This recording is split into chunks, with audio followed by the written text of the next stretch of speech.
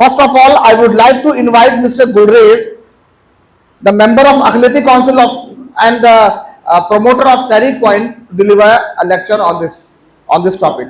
Mr. Gulrez. हमसे कायम है गुलिस्तान में बहारों का भरम, हम न बोलेंगे तो खुशबू चमन बोलेगी। इस प्रोग्राम के सदर दया सिंह जी और तेज सिंह जी, और नाम लेने में वक्त का जो है ज़िया होगा।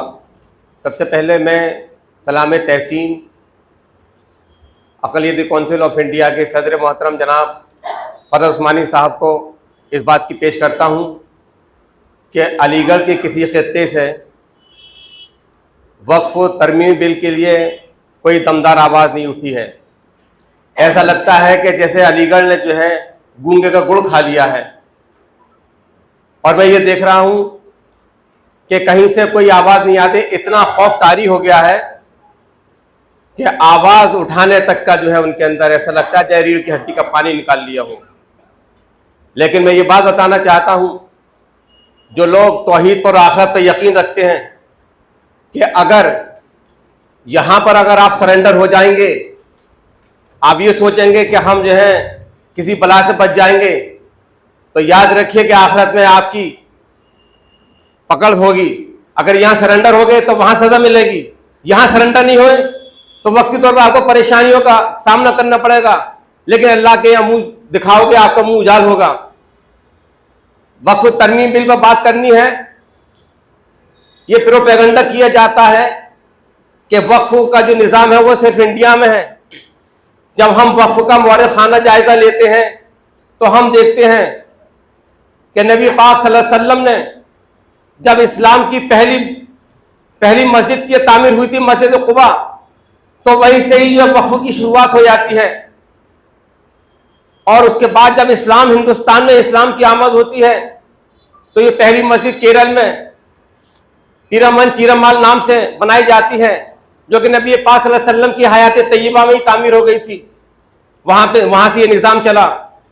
और उसके बाद जो मुहक्किकीन बताते हैं वो ये बताते हैं कि शहाबुद्दीन गौरी जब उन्होंने यहाँ पर जो है इस्लाम का पैगाम लेकर के आए तो यहाँ पर 2 गांवों को मुल्तान की जामी मस्जिद के लिए जो है वक्फ किया था।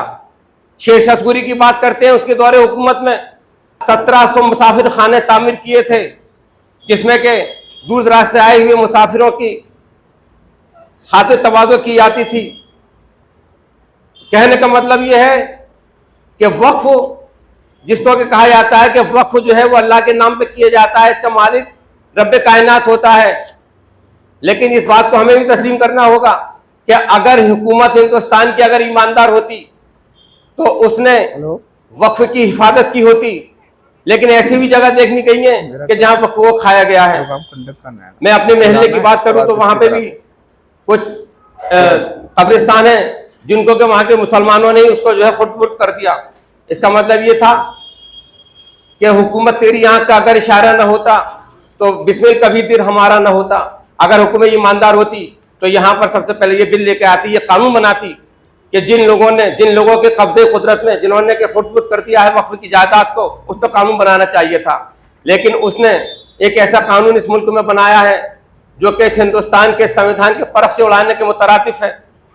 अगर उसका इम्प्लीमेंटेशन हो गया तो ये मैं समझता हूँ कि इस हिंदुस्तान के जो मुसलमान हैं, गैरतमंद गयूर मुसलमान हैं, और हमारे वो भाई जो कि दीगर कम्युनिटी से ताल्लुक़ रखते हैं, जैसे दया सिंह साहब जी हैं और तेज भाई सिंह जी हैं, और भी दीसर लोग हैं जो कि इस मुल्क को उस मकाम पर देखना चाहते हैं जो कि हमारे बुजुर्गों ने जिस मुल्क का ख्वाब देखा था, वो उसको लेकर के आएंगे।